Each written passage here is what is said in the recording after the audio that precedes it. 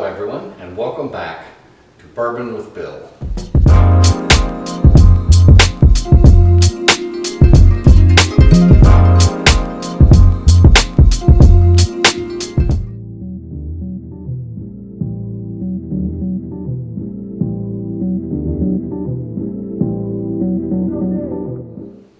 Today we're going to talk about death and digital assets.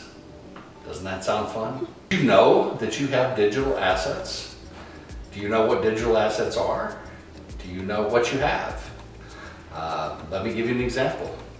Do you have airline miles? Airline miles are digital assets. They have a value to someone, and those assets can be transferred. Who can access them? How do you get to them? Who are you leaving that authority with? That is something that very few people have thought about at this time, but it's going to be very difficult to get to all of your digital assets if you don't think about it ahead of time. So you don't think you have many digital assets? Really? What about photos in the cloud? You've got FaceTime, you've got YouTube, you've got other sites where you've posted things. What happens to those? What happens to those postings? What happens to those pictures? How about music? You've got digital music. You subscribe to different channels. You have games. If you're a gaming person, you have all sorts of information out there on you. You have emails out there, tens of thousands of them. You have digital money accounts, PayPal, Venmo, the Apple Pay, so on and so on. You have all your credit cards listed out there somewhere. You have banking. You have online access to the banking. You may not even get a statement anymore. Everything's coming to you via the internet and via digital.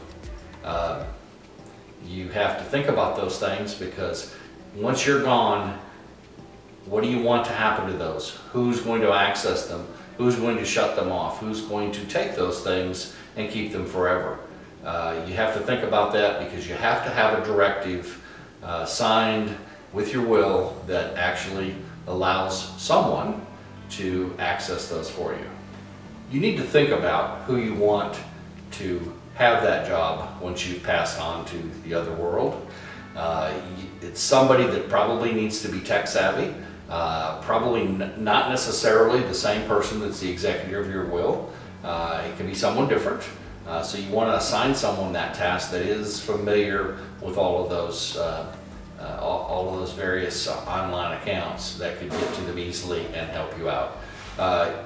Now you're going to have to help them out, and this is the hard part to do. You're going to have to write all this down somewhere. You're going to have to put this somewhere, maybe not in the cloud, but put it somewhere so that that person can access it.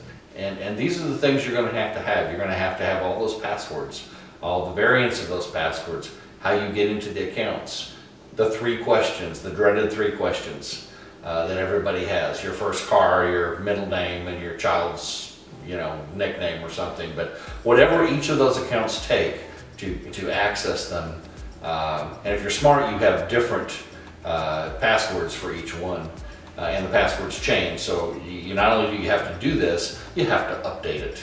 And that way that information is there and ready, locked away in a firebox or somewhere safe that your executor can access this for you and be able to follow whatever your wishes are.